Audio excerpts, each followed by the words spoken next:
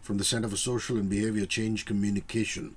They are at SBC3 India on Facebook. You might want to go and check them out. More conversation. This is Good Morning Mumbai with HrishiKay. I like that you're going about this in the correct manner in terms of the fact that you have counselors and psychologists, even healers and meditation experts to help bolster child safety and security. Yes, so we realized through our experiments quite quickly that if we went to adolescents and teenagers and gave them a lecture in class, it's never going to work. They're not listening to you. So we had to actually do things in a very experiential way. So we included concepts of energy management, emotion management, visualization, mindfulness. So we used components which have been scientifically established everywhere with the help of psychologists, counselors, pranic healing experts. My partner Priya is a pranic healing expert herself. So we use all these concepts to put together a program that is very experiential for children to understand. So it doesn't give them a lecture, on what is right and what's wrong. And no, children don't want to be told those kind of things. So you make them experience, different situations. You make them go through situations where decision making is required, and then you show them how that changes their mind.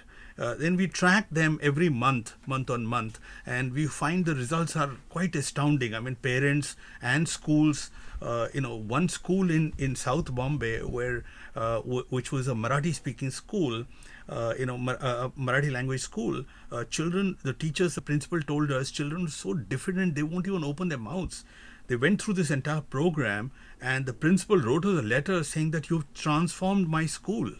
You brought these children out. They are now open. They're learning. So she was so grateful that the program happened.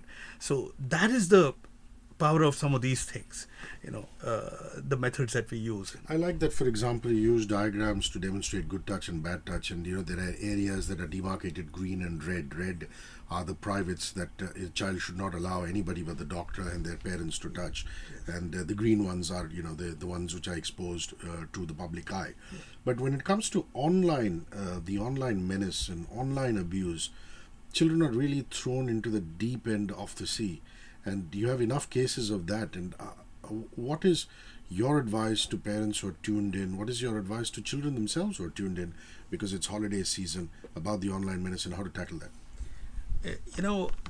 I have a friend called Sonali Patankar who runs Aham Foundation, and she runs a program called Responsible Netism, and we work with them.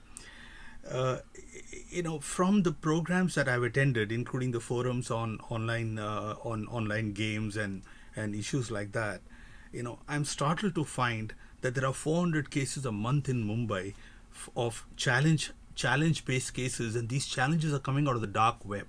When we talk to parents about dark web, they've never heard of such a thing. So we tell them that, look, you have a browser that connects two systems when you're online and network with the other partners, and what you see is what the browser shows you. But the computers are connected, and how the computers are connected outside of the browser is a part of the dark web. And that's where challenges are emanating from. So, you had the blue whale, and a lot of people said the blue whale was not really a big issue at all, but it was certainly an issue. The current challenge, which is currently going around, is for children to nick their parents from the chin up to the neck when they're sleeping, take a picture and post it. Did you know that? There are 400 cases of that every month in Bombay. Oh my God. So online is about challenges, online is about abuse, online is about bullying and stalking.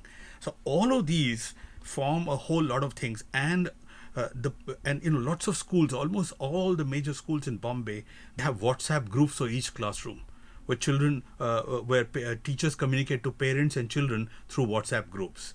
So when a child doesn't have a phone of its own, the parent gives the parent's phone to the child to use.